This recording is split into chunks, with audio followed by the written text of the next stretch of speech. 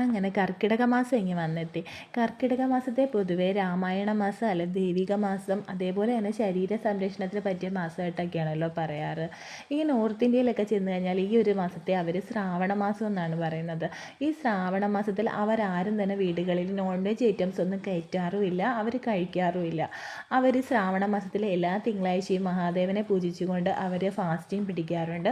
ആ ഒരു ദിവസം അവർ ഫ്രൂട്ട്സാണ് കഴിക്കുന്നത്. അതേപോലെ തന്നെ ശ്രാവണ മാസം മുഴുവനും അവർ വെജിറ്റേറിയൻ ഫുഡാണ് കഴിക്കാറ്. അതേപോലെ ദൈവത്തോട് കുറച്ചുകൂടി അടുക്കുന്ന ഒരു മാസം കൂടിയാണ്. ചുരുക്കി പറഞ്ഞാൽ നമ്മുടെ ബോഡി ഒന്ന് ഡീറ്റാങ്കിൾ ചെയ്തെടുത്തിട്ട് നമുക്ക് ദൈവത്തോട് കുറച്ചുകൂടി അടുക്കാൻ പറ്റുന്നൊരു സമയമാണ് ഈ ശ്രാവണ മാസം, അതായത് നമ്മുടെ കർക്കിടക മാസം. അപ്പോൾ അതേപോലെ ഒന്നും പറ്റിയില്ലെങ്കിൽ നമുക്ക് ചെയ്യാൻ പറ്റുന്ന രീതിയിൽ നമ്മളും ചെയ്യുക. കുറച്ച് നോൺ വെജ് ഐറ്റംസ് ഒക്കെ ഒന്ന് കുറച്ചിട്ട് വെജിറ്റേറിയൻ ഫുഡുകൾ കഴിക്കാൻ ശ്രമിക്കുക, ഫ്രൂട്ട്സ് കഴിക്കാൻ ശ്രമിക്കുക. ഫ്രൂട്ട് ജ്യൂസ് കുടിക്കുന്നതിനേക്കാളും ഫ്രൂട്ട്സ് കഴിക്കുന്നതാണ് ബെറ്റർ. മഴക്കാലമല്ലേ, കുറച്ച് രോഗങ്ങളൊക്കെ കൂടുതലുണ്ടാകുന്ന ഒരു സമയമാണ്. അപ്പം നമ്മുടെ ശരീരത്തെ നമ്മൾ സംരക്ഷിക്കുമ്പോൾ അതിൻ്റെ ഒരു റിസൾട്ട് നമുക്ക് കിട്ടുകയും ചെയ്യും. അതേപോലെ തന്നെ ചൂടോടുകൂടി തന്നെ ഭക്ഷണങ്ങൾ കഴിക്കാൻ ശ്രമിക്കുക, ചെറു ചൂടുവെള്ളം കുടിക്കാൻ ശ്രമിക്കുക. അങ്ങനെ ചെറിയ ചെറിയ കാര്യങ്ങളൊക്കെ ശ്രദ്ധിച്ച് ഈ കർക്കിടക മാസം നല്ല രീതിയിൽ പോട്ടെ എന്ന് ആശംസിക്കുന്നു.